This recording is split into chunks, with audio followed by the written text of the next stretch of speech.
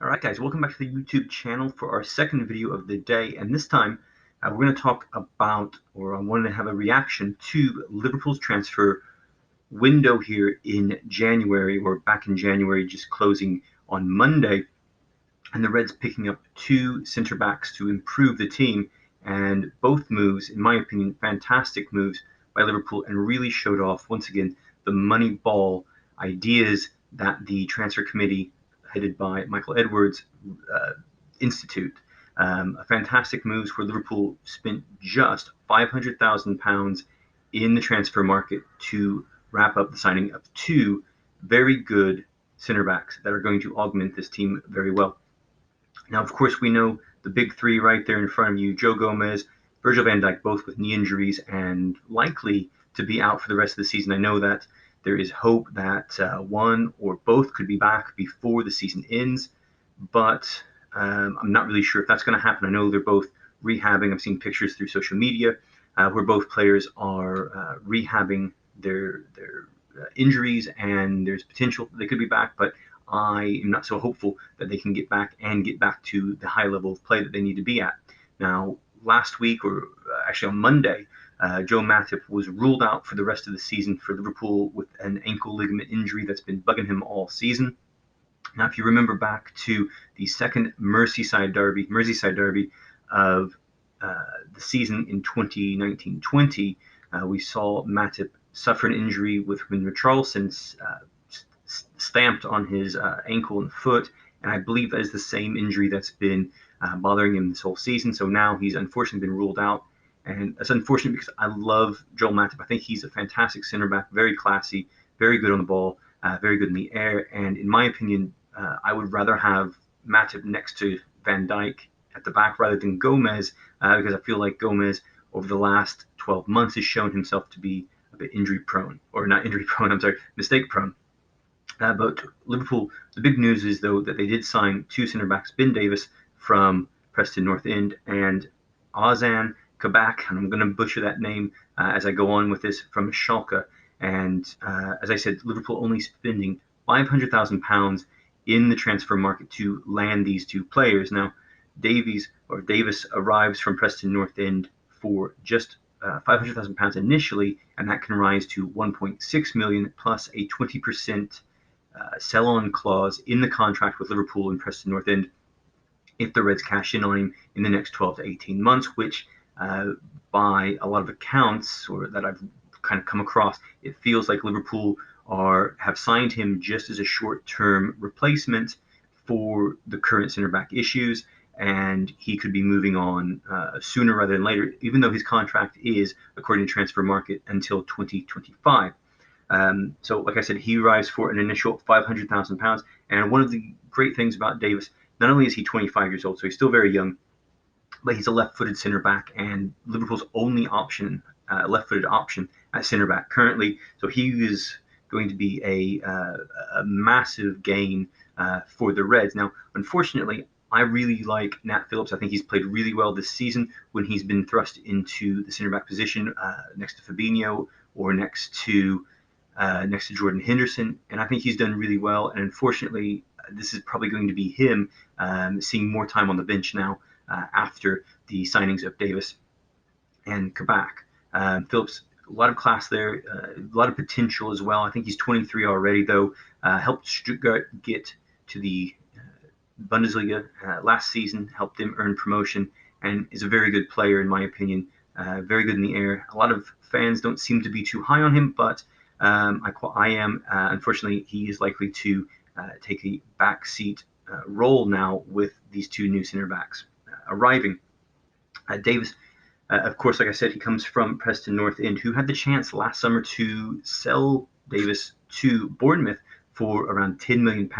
They decided not to do that, held on to him with the hopes of earning promotion to the Premier League. They're only 6 points off the top six places in the Championship right now, as I'm talking to you on Wednesday. But they've gone ahead and allowed him to leave, and part of that has to do with his contract coming to an end over the summer. Now, he was initially going to go to Celtic on a free transfer, but that has now fallen through, and apparently Celtic not very happy that they won't be landing him. But the big deal here for Preston North End for that sale to go through is that 20% sell-on clause, according to some reports, and the fact that they could make out pretty well if Liverpool sell him on in the next 12 to 18 months. Now, so we've got. So Davies is going to be ready to play tonight against Brighton. As I talked to you, game time kickoff is in not too long from now, about 5.5 hours until kickoff of that game at Anfield. And it's a big game for Liverpool because Manchester City comes up this weekend. I do expect Davies to step in tonight to get some playing time for Liverpool, probably paired with Jordan Henderson. And then over the weekend, I actually think Fabinho and Jordan Henderson will probably play in as center backs against Manchester City rather than having Davies, just because this is a huge game, and I can see Klopp going with that tried and true pairing of Fabinho and Henderson, because they've played really well this season. Forget what a lot of the media has said continually about the defensive issues that Liverpool have had at the center back position, because in my opinion, the problems that Liverpool have had over December and January were all to do with the attack. Now, you can say that the attack suffered because of the defensive issues and the worry back there, but I think Henderson and Fabinho did outstanding and have done outstanding, and we're going to probably see Henderson moved into that position in the future, in the very near future, because he reads the game so well and plays it so perfectly. But again, tonight, Davies should make his debut for Liverpool against Brighton. Now, moving on to Ozan Kabak, a fantastic young talent coming from Schalke.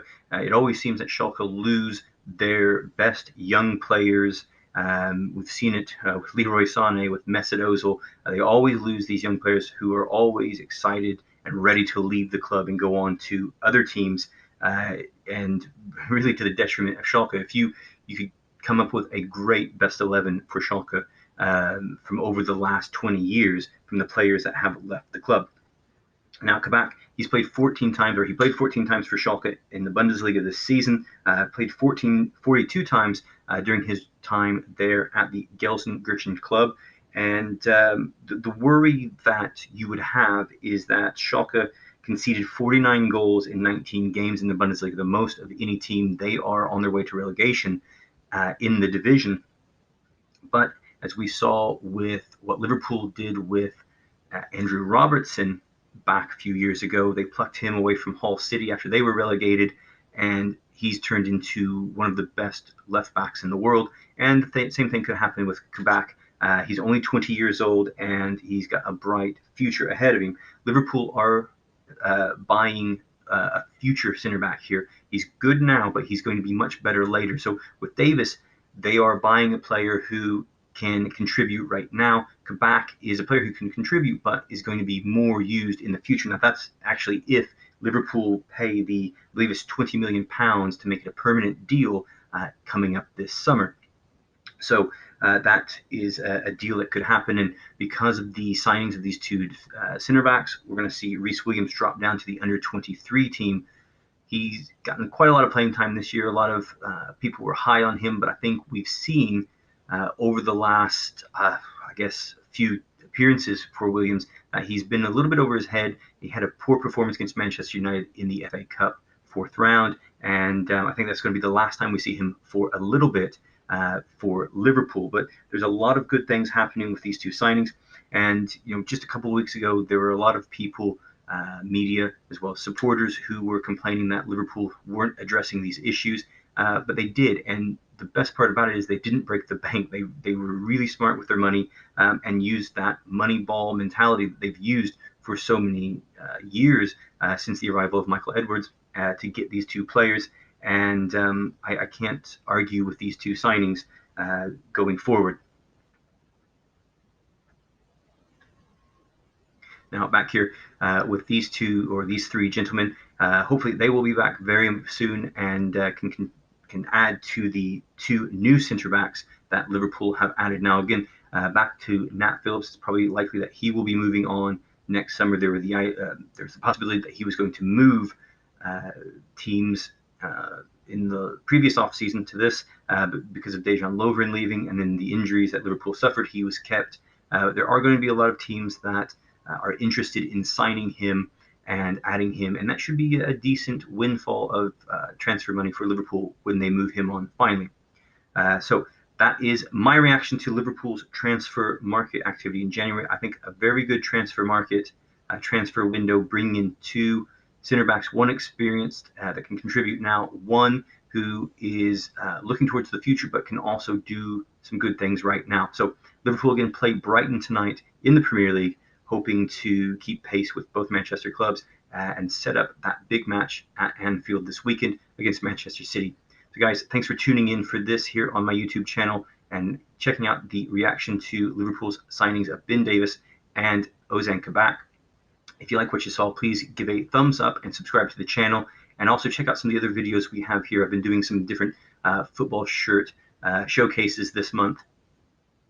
And you can check those out on our other videos. And I'm going to be posting some more things here, make a little bit more use of this YouTube channel that I've had for quite some time, but has been barren for the most part. So anyway, thanks guys. Let me know what you think and leave your comments below, as well as subscribe and like, and I'll see you next time with another video.